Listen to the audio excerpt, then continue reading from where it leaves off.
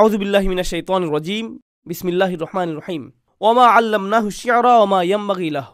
আমরা তাকে কাব্য শিক্ষা দেইনি, আর এটা তার জন্য মানানসইও নয়, এটা তার জন্য যথাযোগ্য না যে তিনি কবিতা রচনা করবেন। ইন হুয়া ইল্লা যিকরুন ওয়া কুরআনুম মুবিন। এটা একটি স্মরণিকা ছাড়া আর কিছুই না, এটা স্মারক ছাড়া আর কিছুই না।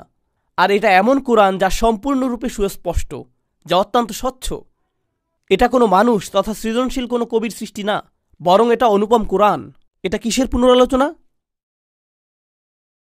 কোথায় এমন কথা এসেছে? তানজিল আল আজিজির রহিম ওয়াল কুরআনিল হাকিম ইন্নাকা লামিনাল মুরসালিন, এগুলো শুরুতেই ছিল, তাই না? এখন এটা পুনরায় এসেছে, কিন্তু এখন বলা হচ্ছে আমরা তাকে কাব্য শিক্ষা দেইনি। আমি কাব্যের এই ধারণা নিয়ে কিছু বলতে চাই।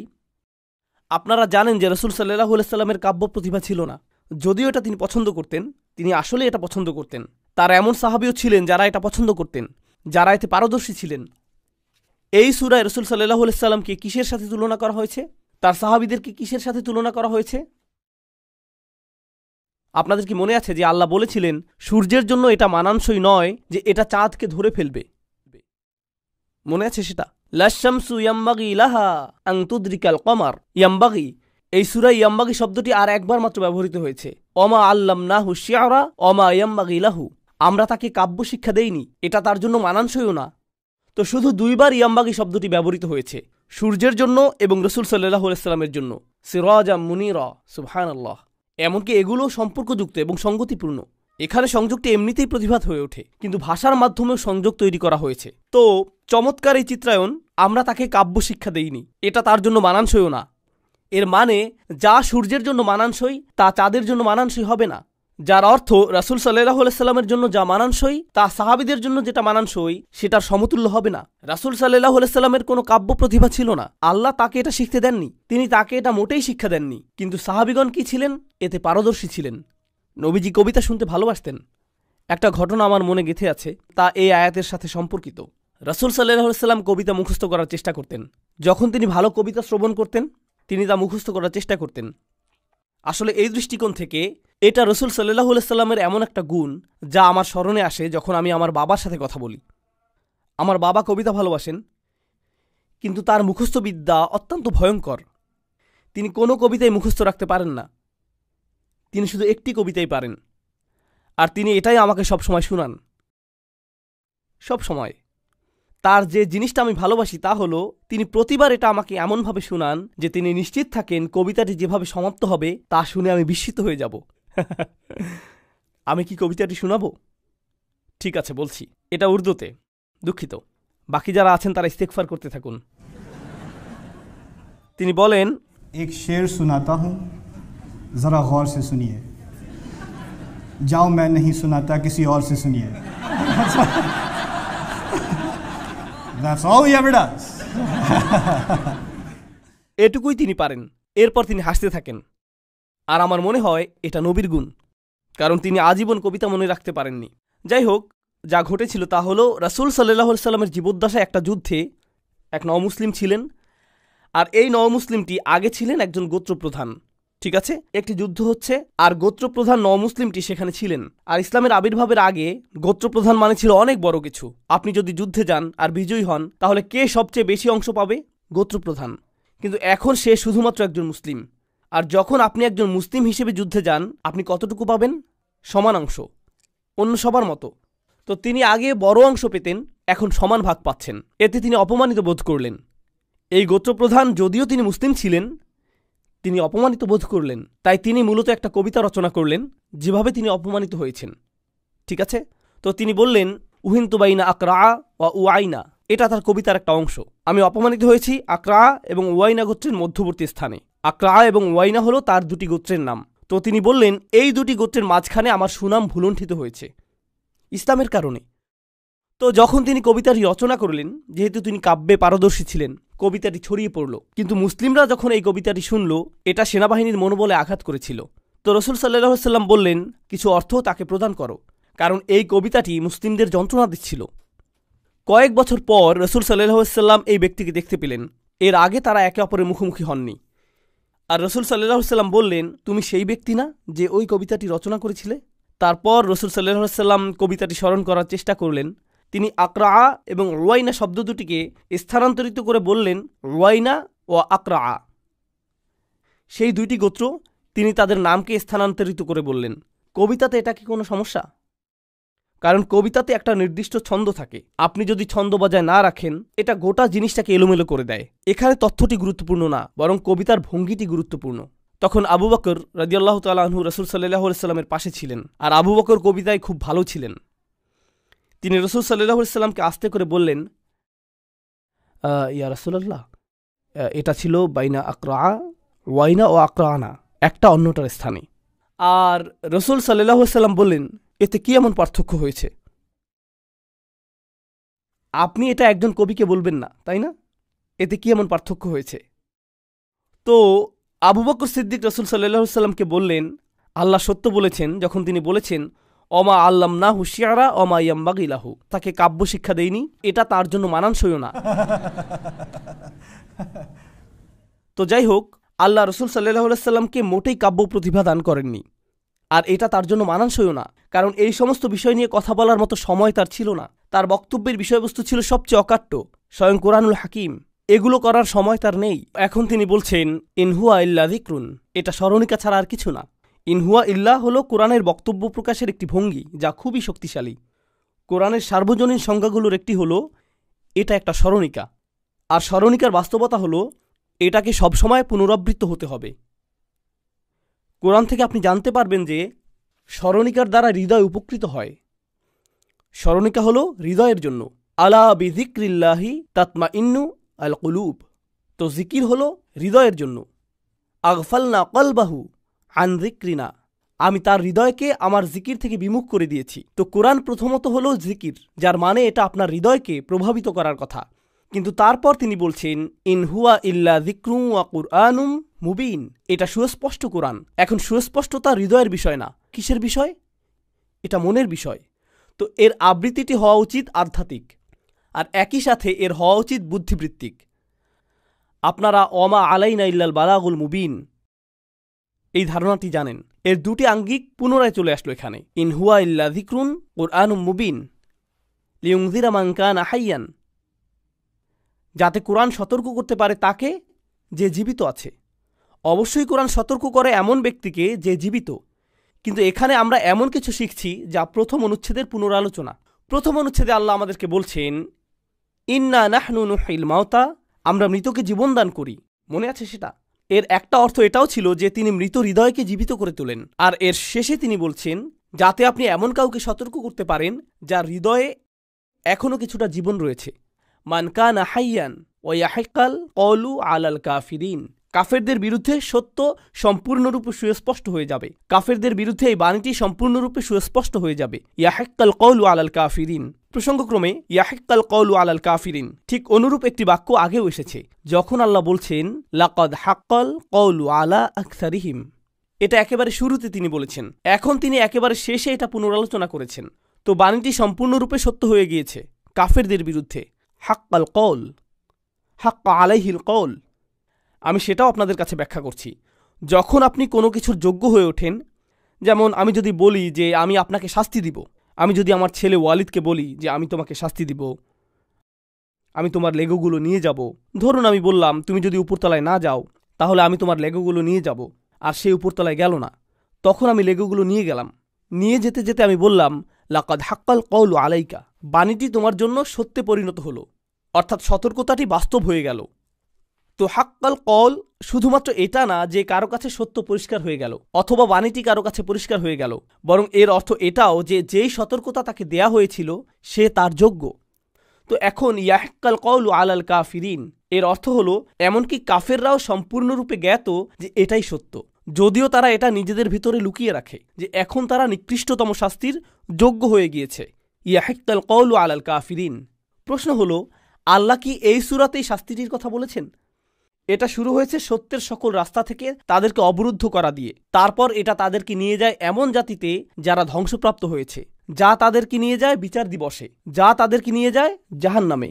ইয়াহিক্কাল কওলু আলাল কাফিরিন। আওয়ালাম ইয়ারাউ আন্না খলাকনা লাহুম মিম্মা আমিলাত আইদিনা, তারা কি দেখেনি আমরা আমাদের নিজ হাত দিয়ে তাদের জন্য কি সৃষ্টি করেছি? আমাদের নিজ হাত দিয়ে তাদের জন্য যা সৃষ্টি করেছি এটা কিসের পুনরালোচনা মনে হয়? তারা কি দেখেনি যা আমরা তাদের জন্য সৃষ্টি করেছি? এটা কোন অনুচ্ছেদে ছিল? সেটা ছিল 3য় অনুচ্ছেদে, তাই না? আপনার চারপাশের জগৎ। আর এখন তিনি বলছেন আনআমান, যা আমরা নিজ হাতে সৃষ্টি করেছি, যা হলো গবাদি পশু, গরু। ফাহুম লাহা মালিকুন, তারপর তারা এগুলোর মালিক হয়ে ঘুরে বেড়ায়। তারা এই গরু এবং গবাদি পশুগুলোর অধিকারী হয়। আগেরবার তিনি বলেছিলেন ফলমূল নিয়ে, তিনি বলেছিলেন শস্য নিয়ে, যা তারা আহার করে, এছাড়া উদ্যান এবং খেজুর গাছ নিয়ে। আর এখন তিনি বলছেন গবাদি পশু নিয়ে, এবং কিভাবে গবাদি পশুগুলোকে তোমাদের বশ্যতা স্বীকার করানো হয়েছে। কোরআনে আল্লাহ প্রায়ই এমন পশু নিয়ে কথা বলেছেন যেগুলোর উপর আপনার নিয়ন্ত্রণ রয়েছে, যেমন ঘোড়া, গরু, উট। আর এরও একটা কারণ রয়েছে, একটা আধ্যাত্মিক শিক্ষা রয়েছে। এটা একটা বস্তুগত চিত্র যা আধ্যাত্মিক শিক্ষার সাথে সম্বন্ধযুক্ত। আধ্যাত্মিক শিক্ষাটি হলো যে পশুগুলো তোমাদের অধীনে রয়েছে তারা অনুগত, আর যদি তারা অদ্ভুত প্রদর্শন করত তোমরা তা সহ্য করতে না। যদি তোমার ঘোড়া অতিমাত্রায় উন্মত্ত হয়ে যায় তুমি কি করো? তুমি এটাকে ঠান্ডা করো। যদি তোমার গরু দুধ দেওয়া বন্ধ করে দেয়, এটা বার্গারে পরিণত হবে, তাই না? তো যেটা আপনার মালিকানাধীন, যখন এটা তার নির্ধারিত কাজ না করে, এটা তখন খতম। আল্লাহ বলছেন এটা কি তোমার জন্য একটা শিক্ষা হওয়া উচিত না?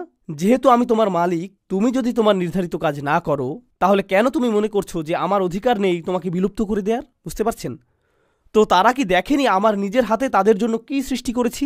গবাদি পশু, ফাহুম লাহা মালিকুন, তারা এগুলোর অধিকারী। আর তারপর অযাল্লালনাহা লাহুম, আর আমরা এই পশুগুলোকে তাদের অনুগত করে দিয়েছি। এর উল্লেখ খুবই গুরুত্বপূর্ণ, কারণ পশুগুলোকে যেহেতু তাদের মালিকদের অনুগত বানিয়ে দেয়া হয়েছে, তাহলে তুমি কেন আল্লাহর আনুগত্য স্বীকার করছো না? ফামিনহা রকুবুহুম ওয়ামিনহা ইয়াকুলুন, আর এই পশুগুলোর মধ্যে কিছু হলো তাদের বাহন। রকুবুহুম, তাদের বাহন। আল্লাহ কি বাহনের কথা আগে বলেছেন? কোন দুটি বাহনের কথা তিনি উল্লেখ করেছেন মনে আছে আপনাদের? তিনি বলেছেন জাহাজের কথা। তিনি মানুষের বাহন হিসেবে উটের কথা উল্লেখ করেছেন, অথবা অন্য ধরনের বাহন যা সম্পর্কে তারা এখনো জানে না। ওয়ামিনহা ইয়াকুলুন, এগুলো থেকে তারা আহার করে, তারা এমনকি এগুলো খায়ও। এটা বিচার দিবসের আরেকটি নিদর্শন যা আপনি আপনার মুখে প্রবেশ করান। আর তারপর ওয়ালাহুম ফিহা মানাফিউ ওয়া মাশারিব, এই সকল পশুর মধ্য থেকে, এগুলো থেকে তারা সব ধরনের উপকারিতা পায়। তারা এগুলো থেকে লোম সংগ্রহ করে, তারা এগুলো থেকে চামড়া পায়, তারা এগুলোর হাড় বিভিন্ন কাজে ব্যবহার করে, তারা সকল ধরনের উপকার পায়। ওয়া মাশারিব আফালা ইয়াশকুরুন, কেন তারা কৃতজ্ঞ নয়? তারা কি এজন্য কৃতজ্ঞ নয়?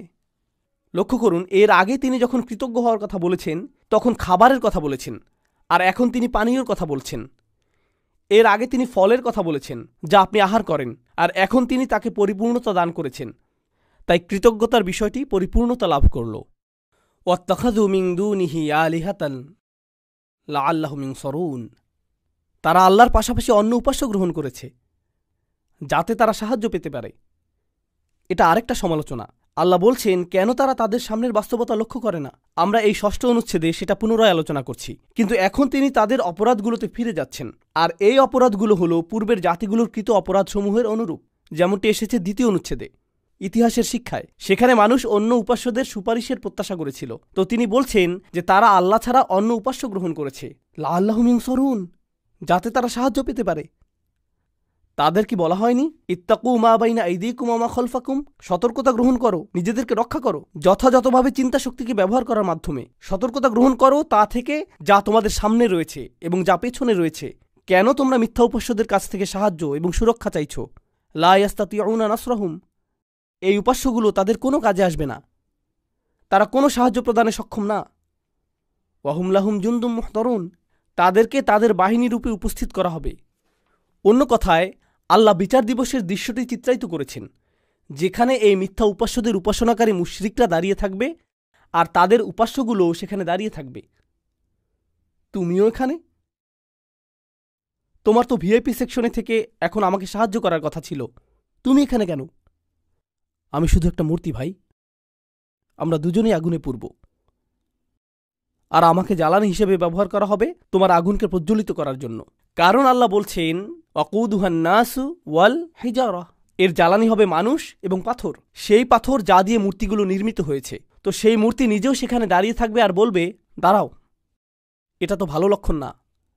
ওয়াহুম লাহুম জুনদুম মুহদারুন ফালা ইয়াহজুনকা কওলুহুম, তারা যা বলে তাতে আপনার দুঃখিত হওয়া উচিত না। তিনি কাকে উদ্দেশ্য করে বলছেন? নবীজিকে। তাদের উক্তি আপনাকে দুঃখিত করবে এটা উচিত না। এটা আল্লাহর পক্ষ থেকে রসুল সাল্লাল্লাহু আলাইহি সাল্লামের প্রতি সান্ত্বনা। আগের কোন অনুচ্ছেদে আল্লাহর পক্ষ থেকে রসুল সাল্লাল্লাহু আলাইহি সাল্লামের প্রতি সান্ত্বনার কথা রয়েছে? প্রথম অনুচ্ছেদ, ইন্নাকা লামিনাল মুরসালিন আলা সিরাতিন মুস্তাকিম, পুনরাবৃত্তি। তারপর দ্বিতীয় অনুচ্ছেদে রব্বুনা ইয়ালামু ইন্না ইলাইকুম লামুরসালুন, তার পক্ষ থেকে আমাদের জন্য সান্ত্বনা রয়েছে, তোমাদের কাছ থেকে কোনো মূল্যায়ন পাওয়ার প্রয়োজন আমাদের নেই। আর এখন আল্লাহ তাকে সান্ত্বনা প্রদান করছেন, তাদের বক্তব্য নিয়ে আপনার দুশ্চিন্তা করার প্রয়োজন নেই। ইন্না না'লামু মা ইউসিররুনা ওয়া মা ইউ'লিনুন, আমি জানি তারা যা গোপন করে এবং যা তারা প্রকাশ করে। আমি জানি যা তারা গোপন করে রাখে এবং যা তারা ব্যক্ত করে। এটাও একটা পুনরালোচনা, কারণ সত্য সুস্পষ্ট হয়ে গিয়েছিল তাদের হৃদয়ের গভীরে, তাই না? লাকাদ হাক্কাল কওলু আলা আকসারিহিম, তো আল্লাহ বলছেন তাদের গোপনীয়তাগুলো আমি জানি, আর অপরদিকে যে মিথ্যা তারা প্রকাশ করে তাও আমি জানি। ওমা ইউ'লিনুন। এখন আওয়ালাম ইয়ারাল ইনসানু, এই আয়াতে যাওয়ার আগে আসুন জেনে নেই কেন তারা বাণীটি প্রত্যাখ্যান করেছিল, কেন তারা জিনিসগুলো গোপন করেছিল আর প্রকাশ করেনি যা তারা সত্য হিসেবে জানত। অহংকার, তাই না? তো আল্লাহ এখন অহংকারকে আঘাত করবেন, কারণ এটাই প্রকৃত সমস্যার কারণ হয়ে দাঁড়িয়েছে। মানবজাতি কি দেখেনি যে আন্না খলাকনাহু মিন নুতফা, আমরা তাকে সৃষ্টি করেছি নোংরা তরল থেকে, একটা ফোঁটা থেকে। ফাইদা হুয়া খসিমুম মুবিন, তারপর আকস্মিকভাবে সে প্রকাশ্যে একটানা তর্ক করা শুরু করল। সে নিজেকে কি মনে করেছে? আপনারা জানেন সূরাটির শুরুতে কুরাইশদেরকে জিজ্ঞেস করা হয়েছিল যে তোমরা নিজেদেরকে কি মনে করছো, আর এখন আল্লাহ বলছেন মানবজাতি নিজেকে কি মনে করছে? তুমি শুধুমাত্র একটু নোংরা তরল, তুমি এতই বড় হয়ে গেছো আর এখন তর্ক করা শুরু করেছো। পাকিস্তানিরা এটা ভালো করে জানেন। আমরা এই বাক্যটা আমাদের সন্তানদের ক্ষেত্রে ব্যবহার করি যখন তারা উঁচু স্বরে কথা বলে। হা আপ তো তুম বহুত বারে হো গায়ে হো, এখন তো তুমি অনেক বড় হয়ে গেছো, মাশা আল্লাহ। এরকম আগে শুনেছেন? আল্লাহ আসলে এটাই ব্যবহার করেছেন কুরাইশদের সাথে। ও, তোমরা এখন অনেক ক্ষমতাধর হয়ে গেছো, এখন তোমরা আল্লাহর সাথে তর্ক করতে চাও। চমৎকার। আর এই ধারণাটি ফাইদা হুয়া খসিমুন, আকস্মিকভাবে সে তর্ক করা শুরু করলো। তর্ক করা সম্পর্কে এই প্রথম আমরা শুনছি না। আল্লাহ আগে বলেছেন মা ইয়ানজুরুনা ইল্লা সাইহাতান ওয়াহিদাতান তাখুযুহুম ওয়া হুম ইয়াখিসিমুন, শুধুমাত্র একটি বিস্ফোরণ ছাড়া তারা আর কিছুই দেখবে না যখন তারা তাদের যুক্তিতর্কে লিপ্ত থাকবে। আর আল্লাহ বলেছেন যে তোমরা কি মনে করছো যে এই যুক্তিতর্ক করার সুযোগ তোমাদের রয়েছে? তোমরা কি মনে করছো যে এরকম জঘন্য হওয়ার সুযোগ তোমরা পাবে? আল্লাহ বলেছেন দরাবালানা মাসালান, সে আমাদের জন্য সকল ধরনের দৃষ্টান্ত প্রদান করে, সে আমাদের জন্য তাত্ত্বিক চিত্রকল্প তৈরি করা শুরু করে, যা এর আগে এই সূরাতে এসেছে। আনুতাইমু আল্লাহু ইয়াশাউল্লাহু ওয়া তাআমাহ, আমরা কি এমন কাউকে আহার করাবো যাকে আল্লাহ চাইলে নিজেই আহার করাতে পারতেন? আল্লাহ যদি চাইতেন তিনি নিজেই তাদেরকে আহার করাতে পারতেন। সে আল্লাহকে নিয়ে মতবাদ তৈরি করছে, তাই না? আল্লাহ বলছেন সে আমাকে নিয়ে তত্ত্ব উদ্ভাবন করছে। ওয়ানাসিয়া খলকাহ, আর সে তার নিজের সৃষ্টিকেই ভুলে যাচ্ছে। ক্বালা মা ইউহিল ইযাম ওয়া হিয়া রমিম, তার ধৃষ্টতা হয়েছে এটা জিজ্ঞেস করার যে কে সেই হাড়ের মাঝে জীবন ফিরিয়ে দেবে যখন তা মাটিতে মিশে যাবে।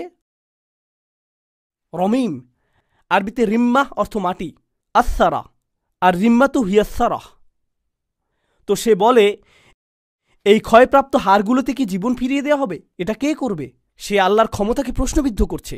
এটা অহংকারের চরম সীমা। ভুলে গেছো যে তুমি নিজে কি থেকে সৃষ্টি হয়েছ? তা মাটির চেয়েও জঘন্য। কুল ইহইহাল্লাযী আনশাআহা আউওয়ালা মাররাহ, তাদেরকে বলে দাও যিনি এটাকে প্রথমবার জীবন দিয়েছেন তিনিই আবারও এটাকে জীবিত করবেন। তিনি এটাকে প্রথমবার সৃষ্টি করেছেন। আল্লাহ যে মৃতকে জীবন দান করেন এই ধারণাটি কি নতুন আসলো নাকি এটা আগেও এসেছে? এখানে আবারও পুনরাবৃত্তি হল। ওয়াহুয়া বিকুল্লি খলকিন আলিম, আর তিনি সকল ধরনের সৃষ্টি সম্পর্কে অবগত। সকল ধরনের সৃষ্টির ব্যাপারে তিনি সর্বদা অবগত। আল্লাহ সকল ধরনের সৃষ্টি সম্পর্কে জানেন। এই একটি উক্তি হল গোটা তৃতীয় অনুচ্ছেদটির পুনরালোচনা, যেখানে ছিল আল্লাহর সৃষ্ট নিদর্শনগুলোর বর্ণনা। এই সবগুলো এখানে আবারও ধারণ করা হলো, যা মানুষ নিজেদের হাতে তৈরি করে, যা তারা নিজেদের হাতে তৈরি করতে পারে না, যা তারা নিজেদের মুখ দিয়ে আহার করে, পশু পাখিগুলো যা তাদের সেবায় নিয়োজিত। আল্লাযী জাআলা লাকুম মিনাশ শাজারিল আখদারি নারা, এই আয়াতটি অসাধারণ। তিনি সবুজ বৃক্ষ থেকে তোমাদের জন্য আগুন সৃষ্টি করেছেন। ফাইদা আনতুম মিনহু তুকিদুন, তোমরা এটা থেকে আগুন জ্বালাও। এই সূরা থেকে এই প্রথম আমরা বৃক্ষ সম্পর্কে জানছি। কারো কি মনে আছে এই সূরায় বৃক্ষের কথাটা কোথায় এসেছে? খেজুর গাছ। খেজুর গাছগুলো কিসের সারণিকা? জান্নাতের। আর এই গাছই আগুন তৈরিতে ব্যবহৃত হয়, যা একটা স্মরণিকা হওয়া উচিত, জাহান্নামের। এটা কি অবিশ্বাস্য না? দুইবার তিনি বৃক্ষের কথা বলেছেন। একটি বর্ণনা জান্নাতের কথা স্মরণ করিয়ে দেয়, অপর বর্ণনা স্মরণ করিয়ে দেয় জাহান্নাম। কিন্তু তিনি এখানে যা বলেছেন তা লক্ষণীয়। তিনি বলেছেন যে তিনি একটি সম্পূর্ণরূপে সবুজ বৃক্ষকে আগুনে পরিণত হওয়ার সক্ষমতা দান করেছেন। কিন্তু এটা নিজে থেকে আগুনে পরিণত হয় না। ফলমূলগুলো নিজে থেকেই উৎপাদিত হয়, এর সৌন্দর্য নিজে থেকেই সৃষ্টি হয়, কিন্তু আগুন নিজে থেকে সৃষ্টি হয় না। ফাইদা আনতুম মিনহু তুকিদুন, তোমাদের নিজেদেরকে এটা জ্বালাতে হয়, তোমাদের নিজেদেরকে এই সবুজ বৃক্ষকে নিয়ে আগুনে পরিণত করতে হয়। আল্লাহ এখানে কি বলছেন? আল্লাহর দৃষ্টিতে জান্নাতের পথটি হলো স্বাভাবিক, কিন্তু তুমি নিজে স্বাভাবিকতার বিপরীতে গিয়ে আল্লাহ যে প্রকৃতি দিয়ে তোমাকে সৃষ্টি করেছেন তা ধ্বংস করছো, আর জাহান্নামের আগুনে নিজেকে নিক্ষেপ করছো। আল্লাহ তোমাকে জাহান্নামে নিক্ষেপ করেননি, তুমি নিজেই এটা জ্বালিয়েছ। ফাইদা আনতুম মিনহু তুকিদুন, কি অবিশ্বাস্য এটা! চিত্রটি কিভাবে পূর্ণতা পেল? বৃক্ষের প্রতি আপনার দৃষ্টিভঙ্গি আর আগের মতো নেই এই দুইটি আয়াত দ্বারা। শুরুতে যেটা উন্মুক্ত ছিল, এখন এই আয়াতে তা পূর্ণতা পেল। তিনি বললেন, আওয়ালাইসাল্লাযী খলাকাস সামাওয়াতি ওয়াল আরদ, এটা কি সম্ভব না তার জন্য যিনি আকাশসমূহ এবং পৃথিবী সৃষ্টি করেছেন? বিকাদির, সম্পূর্ণরূপে সক্ষম, আলা আন ইয়াখলুকা মিসলাহুম, যে তিনি তাদের অনুরূপ সৃষ্টি করতে পারবেন। বালা, অবশ্যই। ওয়া হুয়াল খাল্লাকুল আলিম, তিনি সেই সত্তা যিনি বারবার সৃষ্টি করেন। এখন এই আয়াত সম্পর্কে একটা বিষয় হলো, তিনি আকাশসমূহ এবং পৃথিবী সৃষ্টি করেছেন। কয়টি আকাশ রয়েছে? আপনি কয়টিতে গিয়েছেন? আপনি একটিতে গিয়েছেন।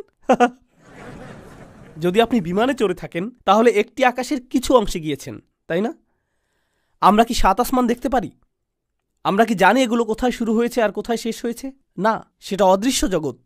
আল্লাহ সৃষ্টি করেছেন অদৃশ্য এবং দৃশ্যমান জগৎ। আকাশের বেশিরভাগই অদৃশ্য, আর পৃথিবী হল দৃশ্যমান। সেই সত্তা যিনি দৃশ্যমান এবং অদৃশ্য জগৎ সৃষ্টি করেছেন। প্রত্যেকবার যখন তিনি দৃশ্যমান কোনো কিছু সৃষ্টি করেন, সেটা আপনার মনে অদৃশ্য জগৎ সম্পর্কেও চিন্তার খোরাক যোগায়। খলাকাস সামাওয়াতি ওয়াল আরদ, তিনি কি আপনাকে পুনরায় সৃষ্টি করতে সক্ষম নন? দৃশ্যমান জগৎ নিয়ে এতটা আচ্ছন্ন থাকার কারণে আপনি অদৃশ্য জগতে আল্লাহর ক্ষমতা সম্পর্কে সন্দেহ পোষণ করেন। বালা, তিনি অবশ্যই এতে সক্ষম। ওয়াহুয়াল খাল্লাকুল আলিম, তিনি সেই সত্তা যিনি বারবার সৃষ্টি করেন, তিনি সকল জ্ঞানের অধিকারী।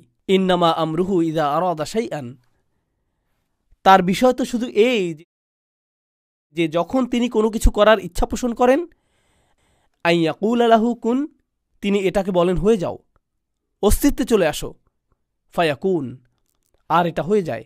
জানেন এই আয়াতটি দিয়ে কি বোঝাচ্ছে? এর আগে আল্লাহ বলেছেন যে তোমাদেরকে ধ্বংস করা কঠিন কিছু না, শুধু একটি বিস্ফোরণই যথেষ্ট, আর তোমরা শেষ হয়ে যাবে। এখন তিনি বলছেন যে তোমাদের পুনরায় সৃষ্টি করা তার জন্য আরও বেশি সহজ, তাকে শুধু একটি শব্দ উচ্চারণ করতে হবে আর তোমরা পুনরায় জীবিত হয়ে উঠবে। ফায়াকুন, তোমরা কি মনে করেছ যে আমি তোমাদেরকে পুনরায় সৃষ্টি করতে পারবো না? এটা শুধুমাত্র একটা শব্দ উচ্চারণ করার মতোই সহজ। সুবহানাল্লাহ। প্রসঙ্গক্রমে আল্লাহর বাণী জীবন নিয়ে আসে। এই আয়াতে কোন শব্দটি জীবন নিয়ে আসছে, তাই না?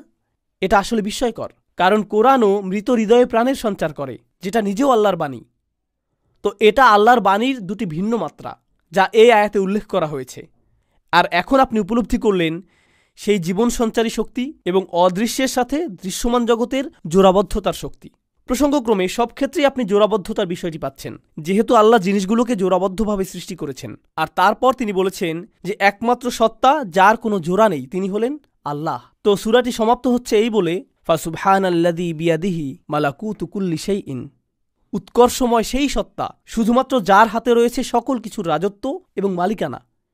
তিনি সকল কিছুর মালিক। প্রসঙ্গক্রমে এমনকি মালিকানার বিষয়টিও একটি পুনরালোচনা, কারণ তোমরা গবাদি পশুর মালিক।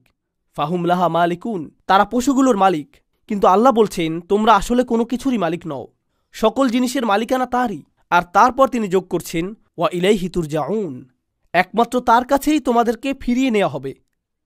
এখন ফিরিয়ে নেয়ার বিষয়টিও একটি পুনরালোচনা, কারণ মনে আছে সেই ইমানদারের কথা যাকে হত্যা করা হয়েছিল?